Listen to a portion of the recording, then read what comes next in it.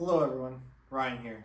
Today I want to talk about 11/22/63 by Stephen King.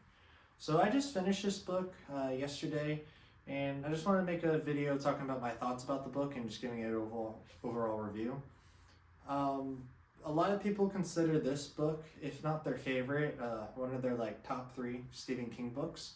And I can totally see why. I really enjoyed this book. This has become one of my favorite Stephen King books and just books in general. And it's just because it has a little bit of everything. It has time travel, action, suspense, even a little bit of romance.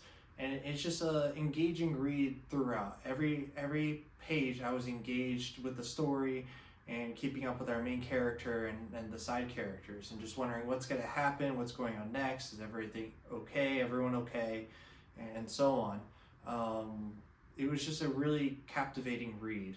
And I think it taking place with a very historical and significant American moment with the JFK assassination just really at least captivated my attention, because there's growing up I was very interested in all the JFK assassination theories and conspiracies, and I think a lot of young Americans and even older Americans, just Americans in general, are just captivated by this assassination and all the conspiracy theories around it. So I think this was a great setting and background for the book itself, and it was quite beautiful. I really loved our main character Jake.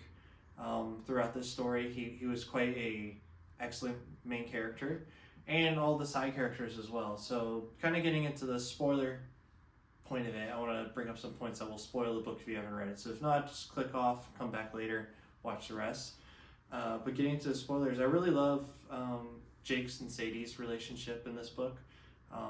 It was quite nice to steal kind of a word from this book. It was kind of nice to see the harmony between Jake's and Sadie's relationship with one another. How they took care of one another when each of them got injured. When Sadie got slashed in the cheek and Jake got beaten by the mobsters. It was quite nice to see that relationship and how they grew together through the whole John Clayton situation, and how they navigated the struggles of dating in the 1960s, at least how Jake approached it, because it was new to him, and just everything about the relationship was quite great. And I'll have to say I was a little, when it came to near the ending with their inevitable stopping of Oswald up at the book depository. The emotional impact of Sadie dying didn't really affect me at all, because it just in my head, and maybe this I imagine this is intentional, it's just in the back of my head I was just like, well, he just go reset and go back to 2011, reset, come back to 1958, and Sadie will be alive and he can try to redo everything. And then Stephen King drops it on your head that everything completely goes wrong when you change these historical events, and you have all these different strings and harmonies, and the resonance of all these changes can make reality snap and destroy. So Jake has to make the choice of, does he tempt just even changing one minor thing of living with Sadie, and that maybe ballooning into him having kids, and then the kids having more kids, and these things that shouldn't have happened all resonate and will inevitably lead to the destruction of reality? Or does he just say goodbye and that's it? He has to lose the one that he loves the most. And I think that ending really solidified this relationship and the love, and that's where you get rewarded for the true ending, where Jake makes that sacrifice,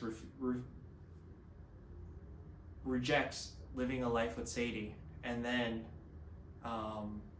when he comes back into the future, or I guess in the present day, in 2011, 2012, when he finally meets Sadie at the centennial celebration for the Citizen of the Century, that's when we get the reward of them of them dancing when she's much older, and they can it's left open-ended, but they get that moment together, and hopefully they get to spend the rest of Sadie's remaining life together and in love.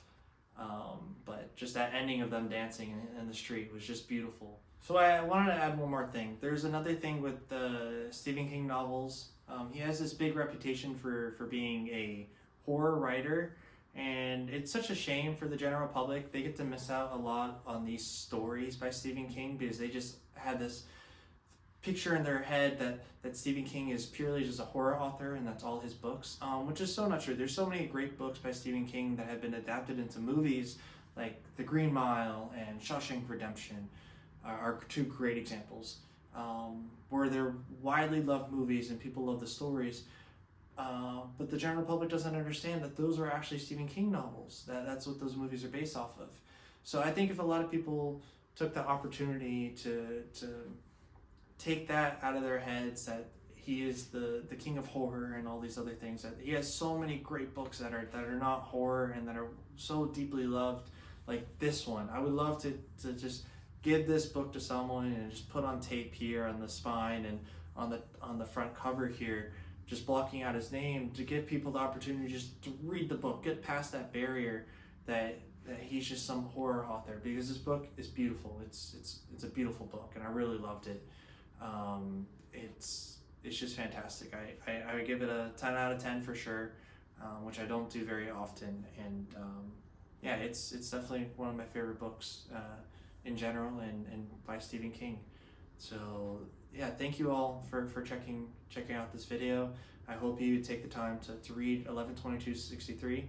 It's a fantastic book, has a little bit of everything for everyone. So I would recommend it to everyone who is interested in reading. So thank you all for watching, and have a great day. Bye.